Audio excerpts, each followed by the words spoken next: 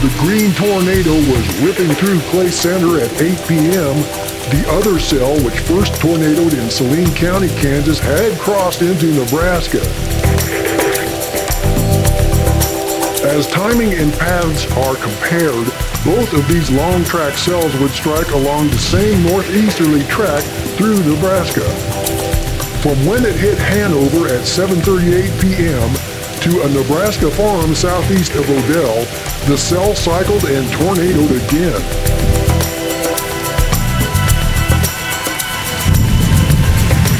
The northerly location of this next twister suggests it was the west side of the cell producing, within the relentless rain. The Spitznaugles were sheltering in the basement at 8 p.m. These old broken trees probably protected the house from the storm, which destroyed the chicken house, a barn, and moved the milk house from its foundation. Mr. Spitznaugles' find of a Clay Center check the next day is further proof that the 8 o'clock cell there later moved over the same path, though only a single track was mapped through Gage County.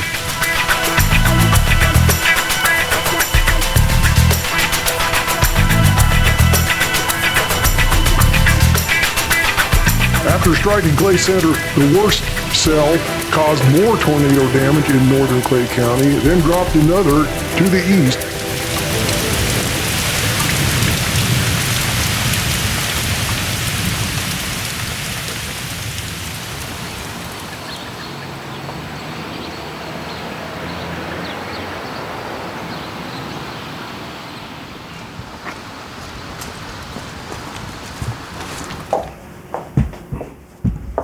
Yeah, it has been electrified, of course.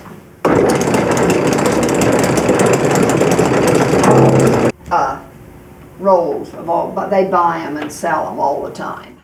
It was an interesting year, let's put it that way.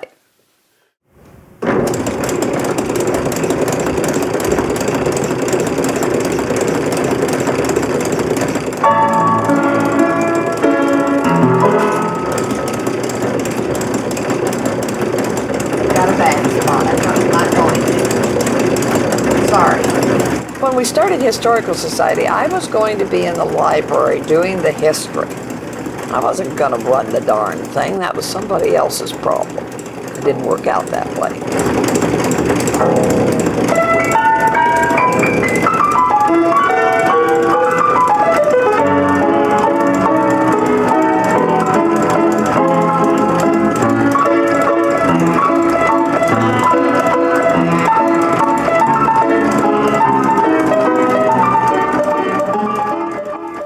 I've always read like crazy. I grew up in a family of readers and poetry, that type of thing. The whole family has been interested in and remembering things. I've always been snoopy. I want to know what went on.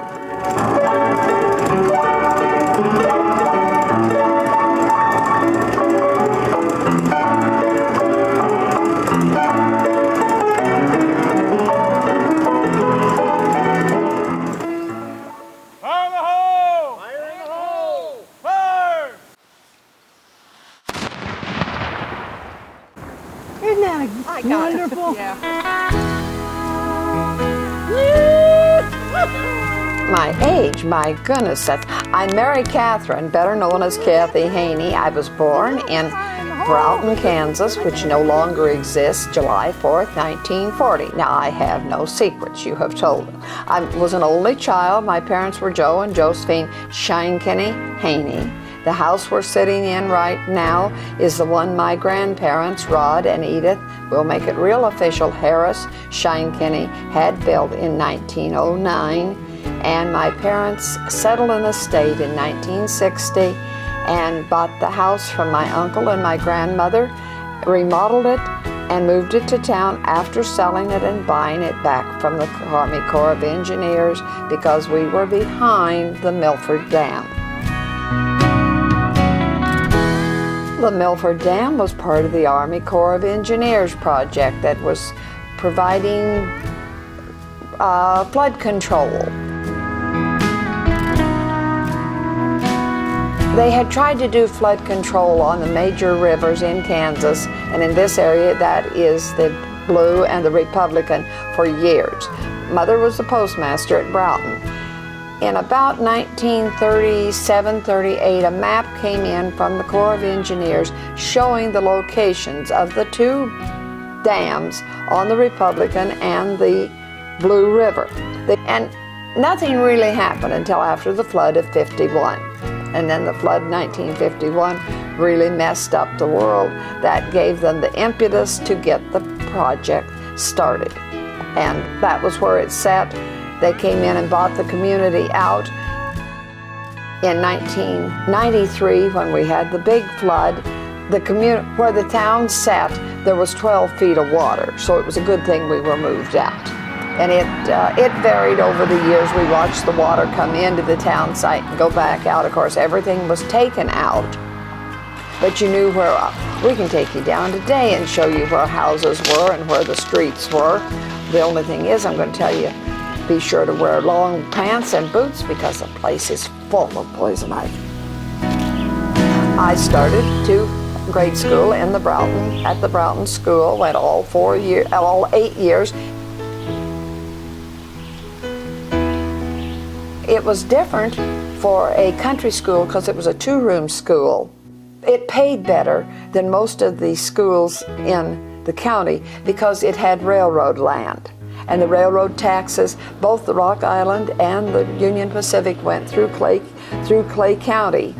And there was railroad taxes, which made it possible for the teachers' salaries to be a little better than they were in a lot of the other schools in the county. There were 4 of us that went, let's see, 1, 2, 3, 4 of us that went all 8 grades at Broughton. 3 of us were cousins, 1 that wasn't related, and the 4 of us also came into Clay Center and graduated from high school up here. And I did the 4 years of high school. I've always been interested in library and that kind of stuff. They were going to make a librarian out of me, and I didn't know. I thought librarians checked out books, and I wasn't going to get stuck, and I wasn't going to do it. I'd gotten interested in design and in floral design. I ended up that fall going to Cliffman Floral School in Denver for a short 4-week course, came back and started working. My dad was, at the time of we were negotiating with the Corps of Engineers, he was working as a carpenter at Fort Riley. He had worked as truck driver on construction. He had managed the elevator there at Broughton at different times. He did a lot of different things. He stood 5'10", never weighed more than 145 pounds in his life. He was a little skinny guy, but fairly powerful, and he got along with people. He loved kids. I was an only child. I don't think the car ever moved to go any place, particularly in the summertime, that there wasn't 2, 3, maybe 4 extra kids in the car going along. I was less of an only child than any only child I ever knew, because there were always kids, and you went someplace, if I got an ice cream cone, everybody got an ice cream cone. Nobody was, it all went the same thing. My mother was a journalism major at K-State in the 1920s and 30s, so this was a world I was interested in and knew about. She was a good writer, and she just didn't do what she should have. I swear a lot of my family had inferiority complexes and didn't push with what they could do. Because Mom was, and not because she was my mother, but she was a good writer.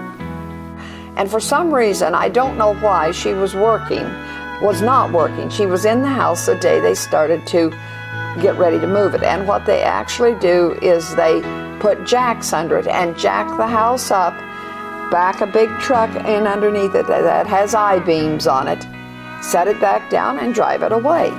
Anyway, along about 4:30 or so, she opened the kitchen door to do something and got screamed at because the house was 6 foot above the ground. She'd never felt it move. And they backed the trailer under it, and it sat there overnight, and the next morning they drove it into town, pulled it in here, and set it on the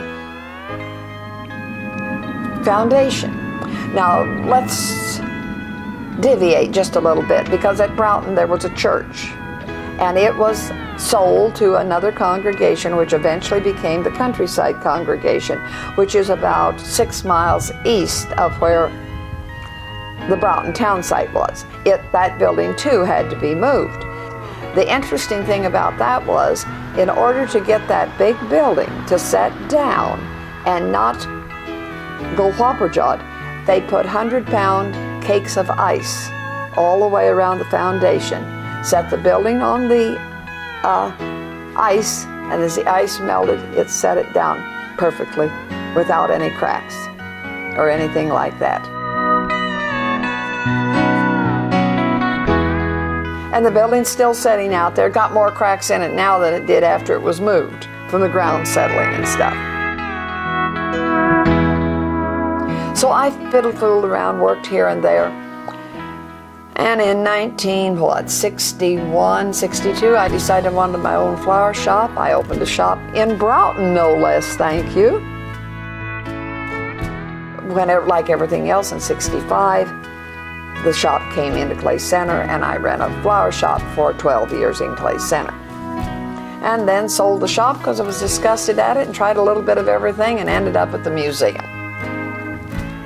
Oh my, let's see, what all did I do? We had a youth center. I managed the youth center for 9 months. I worked at, we had K-Man Radio out of Manhattan, had a 15-minute-a-day news broadcast, and I did the broadcasting on that for, what, a year and a half, 2 years, until we got a radio station in Clay Center, and then Lowell Jack closed K-Man out, didn't run competition with the station here. I'm educated in, you might say, well, let's see, you have to know this. I've got 2 full years at Concordia at Junior. One of the teachers up there is a personal friend, and she was bound and determined I was going to get an associate degree in travel management, which I did. I travel in National Geographic. And that's, you say I'm educated, that's where I'm educated. I'll read almost anything I can get my hands on. National Geographic, or anything. I like to read. I'm curious. I'm Snoopy, basically what it amounts to. Because it's set in a garage up at Lincoln, Nebraska, the inside is not. And it carries all its patent numbers. Oh, you're off here. Basically, when we started the Historical Society, I was a member of the Chamber of Commerce. And Ruth, or Mrs. John Brown, was the chairman of it, and I don't remember the committee. But we got to talking, and she says, you know, Clay Center needs a museum. I said, I'll make you a deal. I'll do the legwork if you'll run the meetings. That's fine. So we called a meeting and got some people together, and they decided they wanted to start a museum. They wanted to have a charter. Bless Velma Carson's pointed head, Velma from up at Morganville, they called for president, and she nominated Cathy. I had a tape recorder going, and you can't hear it, but in the background 2 voices said, "Oh no." My parents. I got the job. I was the youngest one in the group at 33, and the old hospital here in town, the 3-story building, was standing vacant. And I think we spent 3 board meetings hashing over what we were going to do. I finally lost my temper, and I said, all I want you to do is give me permission to ask for the building for a museum. Okay, they agreed. I'll check the minutes to be sure I was right. And he said, Cathy, give us a month to think about it. I said, that's fine, I'll see you next month. I got up and started to walk out, and Mert Harvey Swenson, who was on the board, got up and followed me. He said, Cathy, I want to talk to you. Okay. When we walked into the lobby, he says, don't worry, you've got your building. It was just that easy. I went back on the board, and I ended up being hired as kind of a part-time, almost secretary. And then they decided that they hired me and gave me the fancy title of curator, and then it just evolved from there. Probably for the last 10 years, I've had my eye on the Furniture City building downtown, which is the big furniture store south of the courthouse. And we're trying to move out, but we can't get there yet. We bought the building, we've done most of the cosmetic works. We have installed an people elevator. Now we're ready to start doing the interior of the building. And you go out and you beg for stuff. And it's going. Maybe by next fall we'll be there. I don't know. The Pioneer Festival is an annual thing, and that is not for the building. That is to meet the budget. The thing you set in on is an annual thing. We actually, myself and another staff member, go out and raise almost $6,000 to underwrite that thing. And we didn't have as good a year this year as we have had other years. Attendance was terrible on Sunday. Don't ask me why. It was a beautiful day, but we just didn't have the attendance. But we have a lot of fun. Everybody that comes, we play and have a lot of fun. And it's, maybe it'll take off one of these days. Who knows? As Pioneer Festival, it is about 12 years old. It had been going on earlier. It is 15, 16 years old as a fundraiser. It started and it evolved.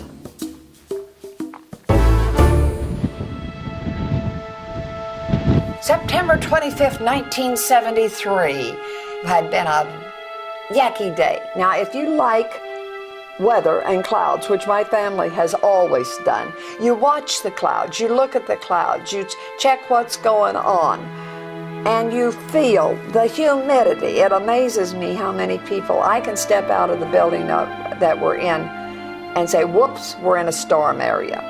You can feel it in the air. You don't have to look at the clouds. You know it's going to. And it had felt rough all day. And everybody was at home. We were cloud watching. Little neighbor girl across the street here enjoyed the clouds, and I'm sure that Jennifer and I had been out in the street here looking at the clouds, trying to decide what was going to go on, what was happening. And we were going to get some kind of a storm. That was just a foregone conclusion.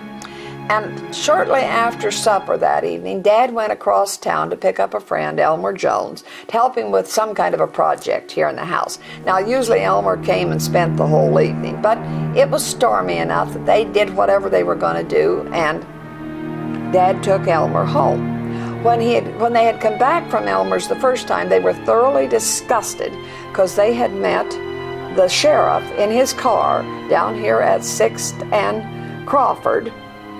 At 6th and Court, down at the post office corner. And they had come through that intersection with their lights, but without their siren. And Joe and Elmer said we could have had an accident, and if they keep acting that way, they're going to really get themselves in trouble. Well, it turns out they did get themselves in trouble because they went south and headed over to Oak Hill and came over the hill and ran into one of those tornadoes and tumbled. But Joe took Elmer, they came and did the stuff. Joe took Elmer home, came back and says, I don't know what's the matter with the police in this town. They're running up and down the streets over on the west side of town with their sirens going. And a few minutes later, the police car went by here with the siren going full blast. And I happened to be standing on the front porch. Mom was in the kitchen. She says, what's that all about? And I said, ye cats, get to the basement. That's the storm siren. So downstairs we went. We had a little neighbor girl. This house has a walkout basement. Down the steps we went and right out the basement door to see what was going on. You didn't hear a thing. Didn't hear wind. You could smell sulfur in the air. No sound. We stood out here on the driveway, out on the street, and watched that big, heavy cloud moving north. Well, we were lucky it didn't hit us. Phone rang, I picked it up, and it was Elmer. He says, are you all right? And I said, yes, we're fine. And the phone went dead. Well, okay, it's stormy. We don't have any electricity. And we stood around and watched the clouds, and it probably was 20 minutes later that a neighbor down the street here said, well, we're not going to have electricity. The batteries aren't any good in my flashlight. I'm going downtown and get batteries. And he wasn't gone very long. He came back and he says, I can't get below 8th Street. We were hit. Well, I had an uncle who was an asthmatic and whose health was very poor. And Dad and I crawled into the car and started across town. The interesting thing about that trip was every time you came to an intersection, you stopped. There was somebody there. How is it? This would have been about 20 minutes later. Every neighborhood knew what was going on in their neighborhood. We're all right here. There are trees down. There's no problems. And every time you hit an intersection, you stopped and asked, and you got basically the same answer. We got across town, found Sam and Millie were in good shape, started back across town again, swung by the hospital, and there were vehicles coming in, and I got out of the car and walked to the emergency entrance. Happened to know I don't remember who it was. I remember the woman. I said to her, "Help her stay out of the way," and she says, "Stay out of the way." So I walked back to the car. We started downtown, picked up a couple high school girls. One of them had been working for me, and they were hysterical because they had been out of the house and they didn't know what had gone on. We managed to get them close enough that we knew their house was all right. They tumbled out of the car and were gone. We came back home. If you can't do something, stay out of the way. We did not go back downtown. We didn't know what was going on. I don't remember us running a radio. We probably did. The next morning, I have a good camera, and I happen to have 8 rolls of 12 exposure black and white film. And I said to Dad, "Let's go, I'm going to use it all." So he and I got out and started driving, staying out of the way. When we got downtown, we walked, into stuff and took pictures. I shot up the whole 72, which was a lot of pictures in that day and age, thank you very much. Shot up the whole 72 pictures. And saw lots of things. The flower shop was in the American Legion building. There was the alley, a building that was an antique and second-hand store with glass windows, which was fine. Next door to it was the extension office, and both windows were gone in the extension office. Next door to it was my flower shop, and it was fine. And I think there were 2 vases laying on the floor. That was all it was. I had no breakage or anything in the shop. Next door to it was and the end of the building was a chiropractor's office, and the windows were gone out of that. That was just as basically, I think if you'll talk to people, that tornado went through hanging just about the height of the courthouse clock. The courthouse clocks went. There you can find, look at the pictures, there's no explosions. We didn't have houses exploded. There was a lot of wind and stuff. But it never, the Cathy theory is it never touched the ground. It was hanging about 10, 12 feet above the ground. And we have friends that were living, as I said, we did not hear this thing. We had friends that were 15 miles east of town. They stood out in their front yard and they could hear the storm. Now we came up over the hill up here, and we did not hear it. Now, if you can explain, as I said, we smelled sulfur. But that was the only thing that we had. And we did not have a lot of cleanup on this area. They always talk about the Episcopal Church. Those Weight Watchers, I think, Weight Watchers are tops. The storm hit, they had gone to the basement. They came up, walked out and into the street, and the building collapsed. They were all outside of it, but it collapsed after those women. Pressure in some way held it up until those women were outside of the building, and then it collapsed. Well, there were a lot of buildings gone, and there were a lot of, strange things and stuff like every bad storm does.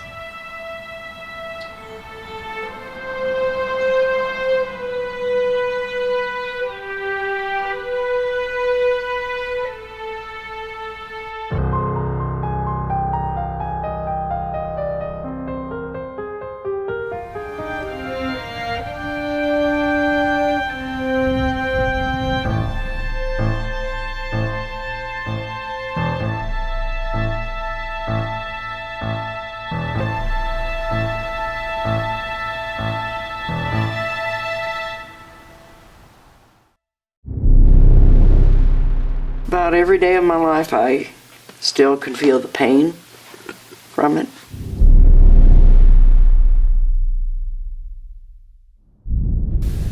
I can't run like a normal person. Sometimes I have a hard time walking. Sometimes my sacrum acts up and I have a hard time getting around. But I guess I'm lucky I'm still getting around. I now have diabetes and peripheral neuropathy, so I do lose my balance. But that's caused from that. I'm Reba Buhr, and I was born in 1951. I now live in Pleasant Hill, Nebraska. I am 64 years old. We lived on a farm near Haddam, Kansas, and then we moved to Washington.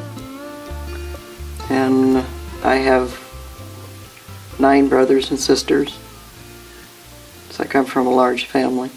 There's Vern, Mary, Bertha, Linda, Elmer, Delbert, Linda, Zelda, me, Ramona, Joseph.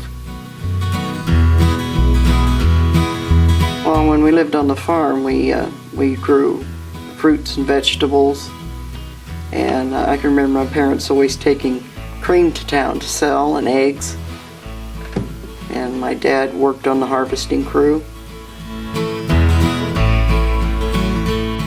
My dad was a fisherman. We always went out in a boat, and us girls, we had to bait the hooks, and he did the motor, you know. We set lines and stuff like that. Caught a lot of fish. Went camping. That was one of our main things we did. My dad had a boat made out of 2 car hoods. It did pretty good. Put the 2 hard car hoods together and put a piece in the middle. And you know, that boat, we owned it at the time the tornado hit. It went through the tornado and we didn't find nothing but the oars. That's all we found was the oars. I was mostly a housewife, but I did cook for a while and a seamstress for a while.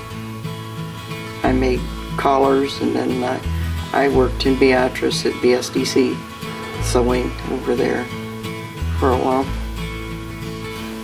My name is George Buhr. I live in Pleasant Hill, Nebraska. I was born in 1949. I was born in Smith Center, Kansas.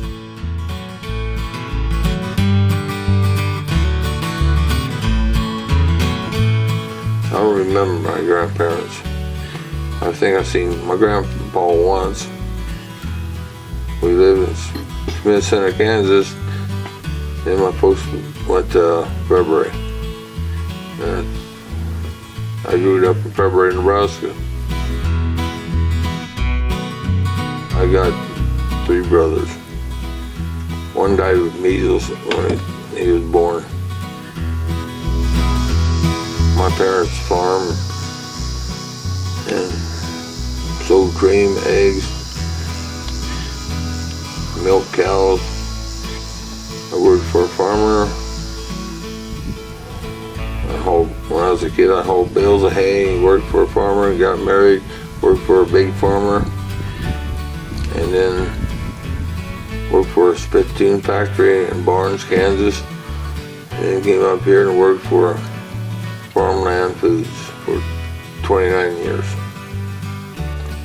Slaughtering hogs, meat packing plant, the whole process. Today they bring hogs on semis to unload them, and they run them up to a shower, and then they take 4 or 5 hogs and they gas them, and they stick them to bleed them out. Then they go to scolding, and they take all of the hair off.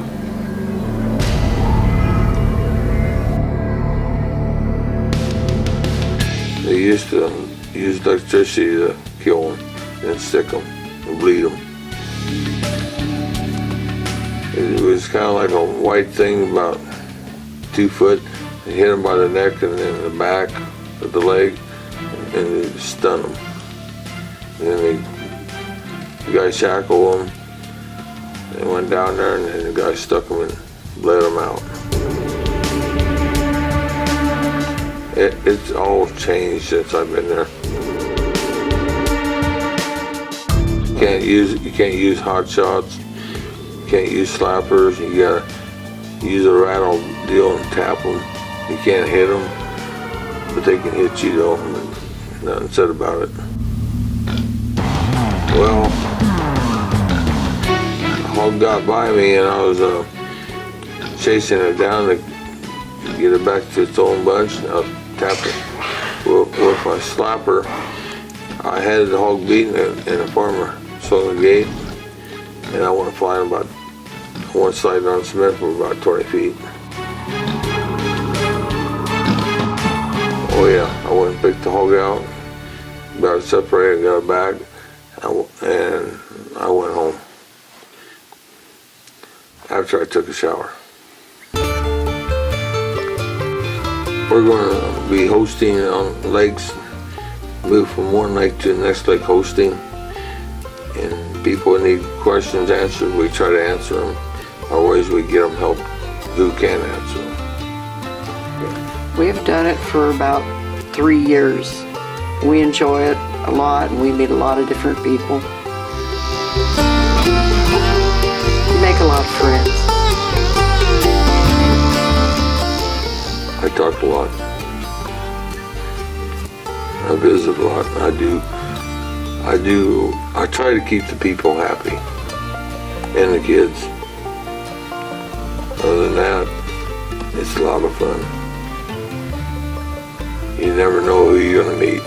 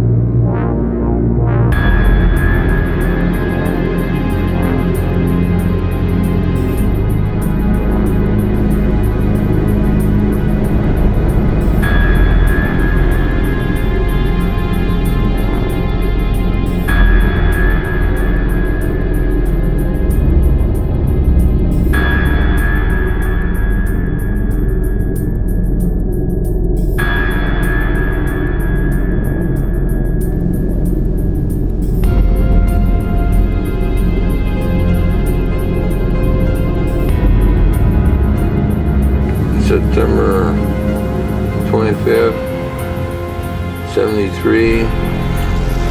It's stormy. I just started to put a fence up in the yard, keep the kids on the yard, and I didn't have it done. It started raining and it started hailing, so I put my raincoat on, my hard hat on, and went and picked up hailstones. And all of a sudden, it was just calm. There was no wind, no nothing. I went in the house and I said, let's go. So we gathered the kids, and our oldest daughter stepped on a nail, I think 2 weeks before that. And we got together and went in this one room where the deep freeze was, because I didn't have a basement. I just remember him coming in and said, let's go, and we found the safest place we could find. We didn't have a basement or a cellar. I wish we did. But that house we had moved out of about a month before that was also hit by a tornado the same night, and a car had ended up in that basement. And the people come out alive. I figured no matter where we were, it was something God meant to be, you know. This guy by Greenleaf, he tried to warn us. He said he buried his speedometer, and he said he looked out and like he was just sitting there. And he never made it to the Made it siren. to the sirens, and the lady set the sirens off in Greenleaf. Some guy seen a tornado. They called and told him to set the sirens off to warn the people because the tornado coming. That's what I heard. And she didn't set them off. This guy's trying to beat the tornado there to set the sirens off. And The town wasn't warned. the town wasn't warned. Well, Well, the it guy, slowed him down. He couldn't get to the siren. the tornado passed him. And she didn't set it off. So the town wasn't warned at all.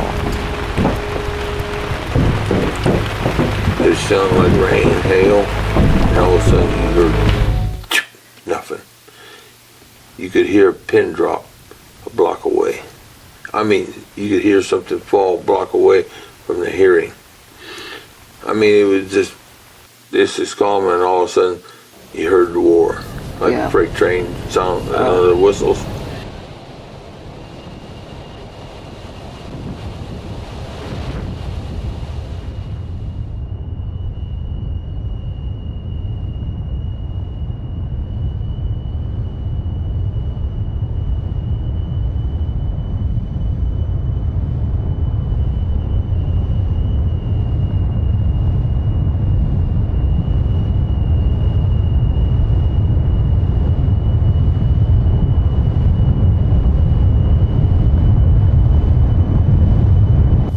And all of a sudden we heard a ping, like somebody shot a window out.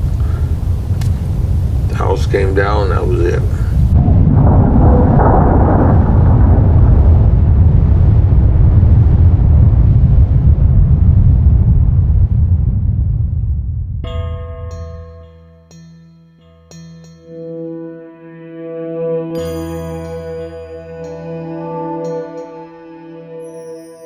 I don't remember a lot, but I do remember putting my hand up and feeling a wall, and the baby was across my stomach, and I could feel potatoes in the foundation of the house.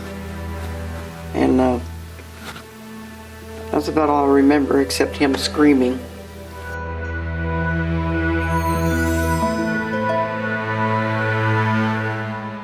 I knew the baby was dead right away. The oldest girl, we didn't know where she was. It sucks her someplace. I don't know where she was. I still, to the day, I don't know. We don't know. No one ever told us. They never told us. They found her. They was both in the ambulance together with her, I think.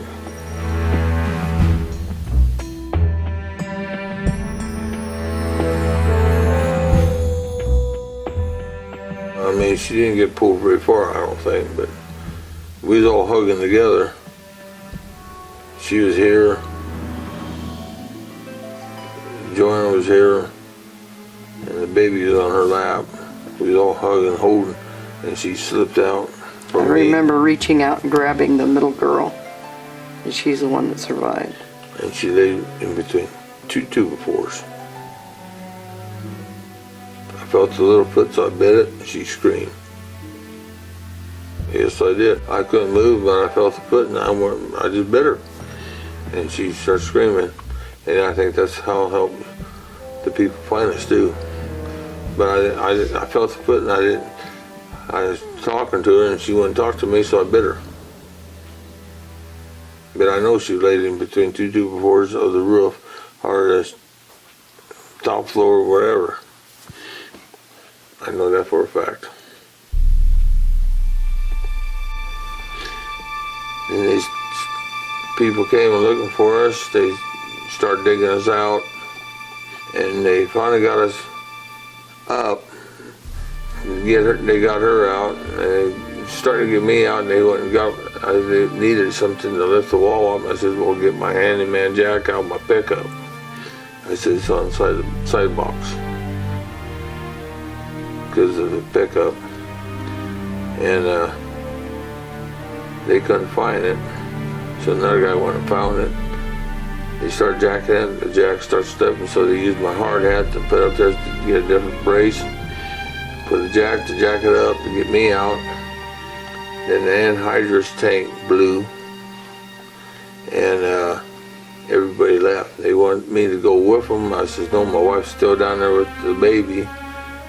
And I covered my face up with my raincoat and went to the ground. And she started screaming, and I yelled back. I says, can I say nasty words?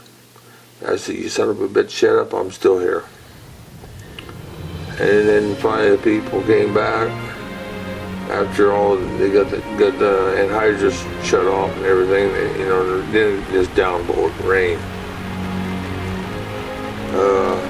They put me in an ambulance. They got her out, and the two were passed away. And my ambulance backed into a cop car. And we went to Washington, Kansas to the hospital. Well, I was out, I think, the next day or so. And so we got out, and my brother came from Fairbury with my mom and a Falcon. My mom was furious. She was really scared. Well, she ran up and down the stairs and put her dress on backwards. And my brother, I think that Ford Falcon, he said he had up 90 miles an hour to get up there. He flew. And I think he was 17 or 16.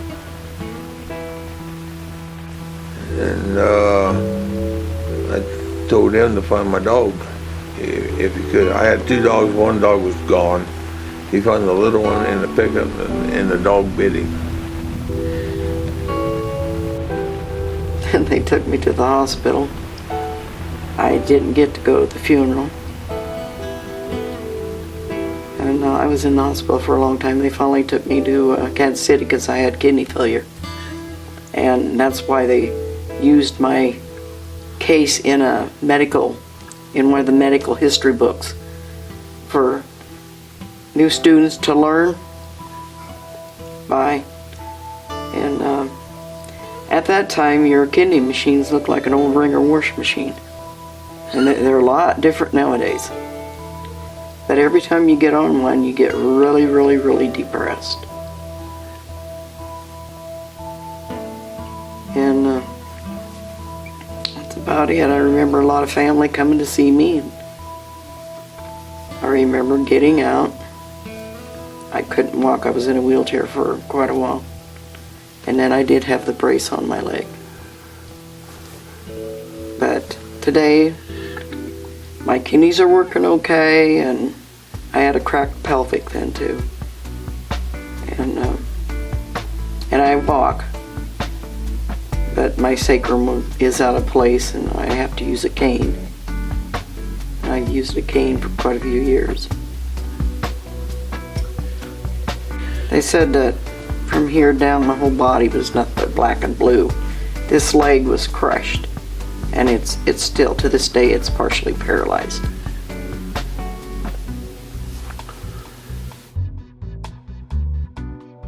Well, there was no broken bones in it. It was just everything else was crushed. The only bone I had broken was the cracked pelvic.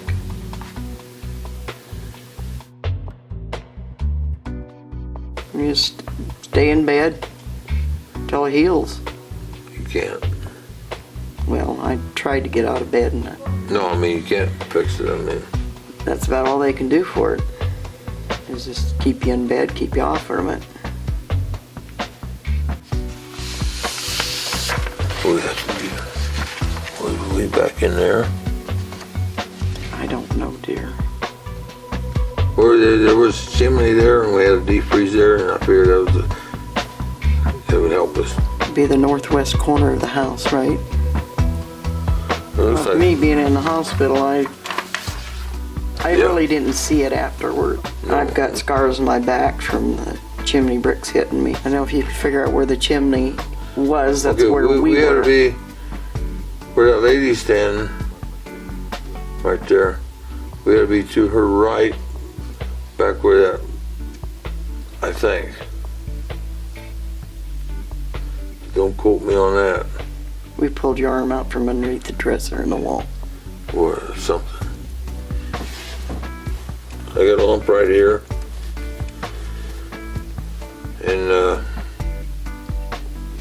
take your right hand behind your back on this leg part. That's where I had the wall. I really didn't have no injuries. I mean, I had bloody kidneys. Other than that, just a slump on my back. And my leg was, this leg here was stretched back, right leg, and the other one underneath me. And a wall on my back. That's all I can remember. Then they got me out. I walked away from it.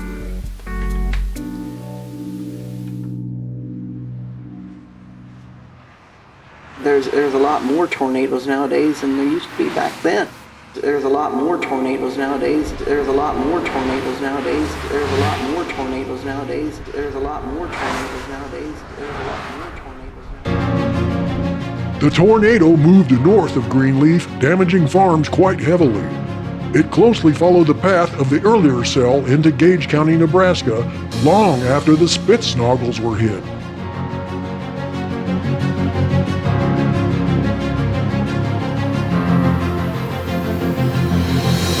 Blue Springs Fire Department spotters saw the funnel moving fast 2.5 miles to the west of there as farmer Ed McClure was driving toward them.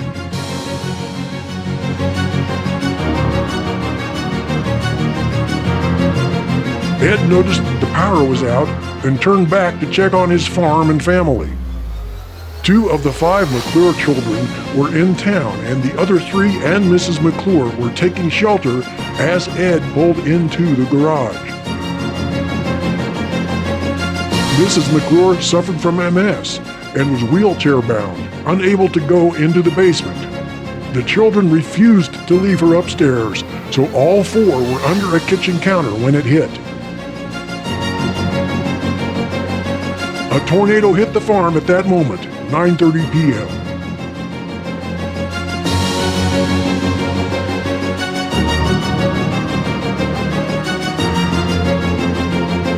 They were picked up by the twister and scattered around the yard. 2 men who were driving behind Ed were close enough to hear the screams as the family was thrown around. Mrs. McClure described her flight as being like a tumbleweed, while Ed likened his experience to a car wash as the garage was blown apart around him. Despite the violence, only minor injuries befell the family, and they were quite afraid while still searching for 11-year-old David. They finally found him 100 feet away in the Milo field, quite hysterical, but with minor injuries. The family St. Bernard also survived unhurt, seen here the next day, sitting in the remains of the house. There's Mitzi. Cement pads from their destroyed chicken sheds mark the day still. The combined paths of both long-track cells, which began that afternoon in Rice and Saline counties of Kansas, seemed to come together, though 90 minutes apart. Weather Service records and sheriff reports show the final funnel lifted just north of Adams, Nebraska, for a combined length of at least 300 miles from these 2 main cells. Yet the carnage was far from over. More twisting storms were to develop through the night and into the next day, 2 of which would strike Clay County, Kansas once again. Within the ever-falling flooding rains, hail, and destructive straight-line winds, this tornado dropped 5 miles southwest of Clifton at 11:30 p.m. Though only down for 2 miles, it also caused much rural property damage. 90 minutes after that twister, the final Kansas funnel of the night crashed down here at 2 a.m., also causing rural property damage before lifting here 5 miles later.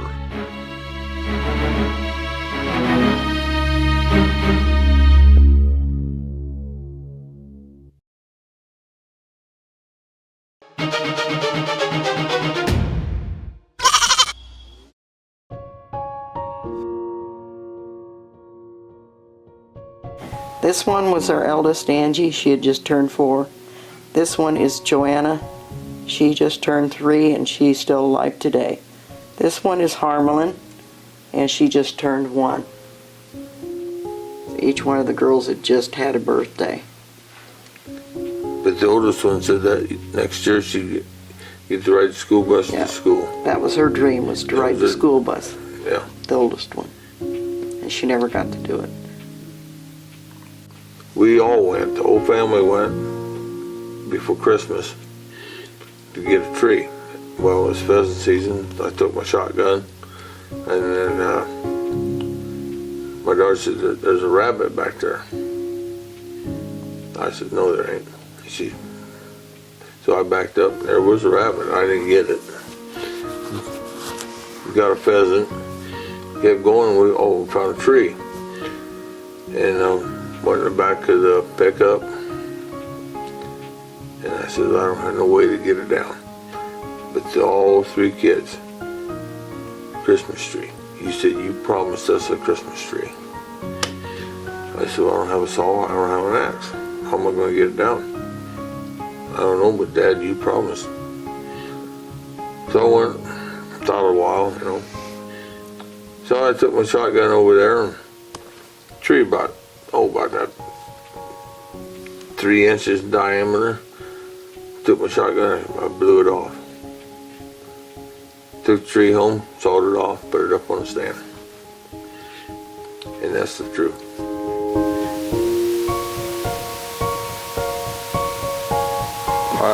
That's the honest truth. I did it. In fact, you can ask my oldest daughter, she remembers that.